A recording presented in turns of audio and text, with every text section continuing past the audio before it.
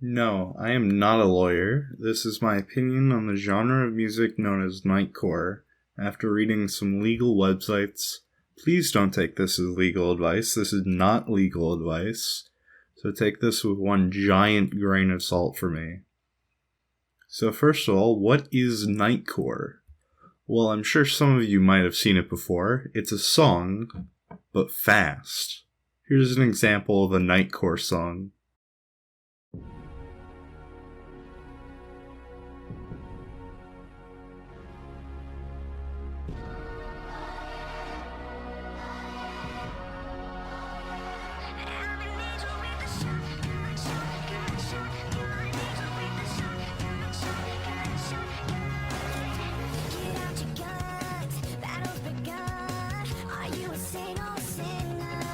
And here's an example of a normal song.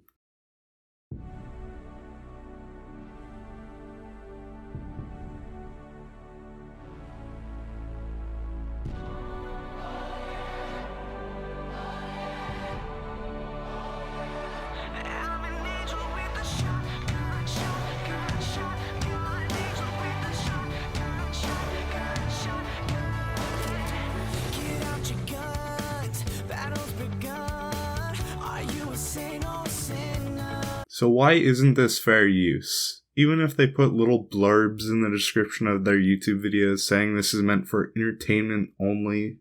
Well, according to Columbia University's article on fair use, there are 4 prime factors to establish if something falls under fair use. 1. The purpose and character of the work. 2. The nature of the copyrighted work. 3. The amount or substantiality of the work. 4. The effect of the use on the potential market for or the value of the work. So would something like this song 0 to 60 by Rake and Fire qualify as fair use? We'll take a listen to a small snippet of the Nightcore version.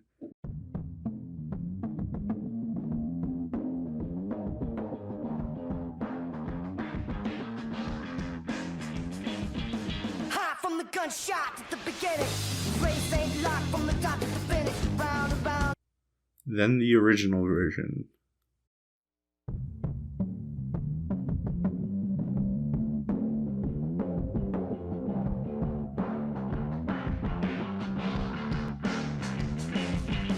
Hot from the gunshot at the beginning, race ain't locked from the top to the finish. As you can tell, these two songs sound different to the listener, both in pace and mood. That's because of the speed of the song.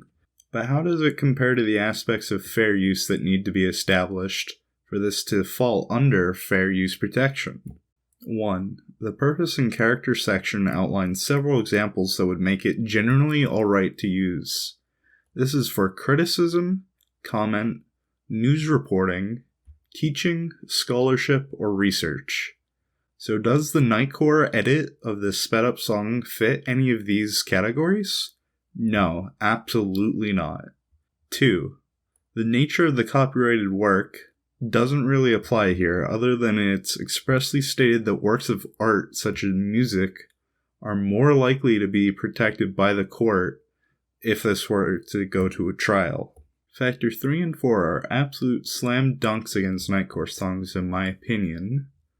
Factor 3 concerns the amount of work used, such as a small quote from a book, or a passage, or playing small snippets of the music like I am in this video for educational purposes.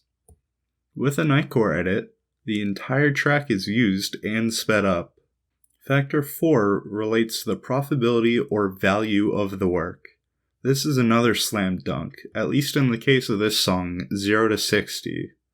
If I told you that this video got 75,000 views compared to the original artist's upload of only 230 views, then you can clearly see that this upload is hindering the value of the original song, because these people who listen to the Nightcore are more than likely not going to look to buy the track if it is re-uploaded and freely available on YouTube. Finally, some quotes from some experts. Maurice N. Ross, an intellectual law attorney in New York, says that, quote, "You can be sued for statutory damages and attorney fees, which can be tens of thousands of dollars. Don't make these, quote, Nightcore works without a license." Furthermore, Andrew J.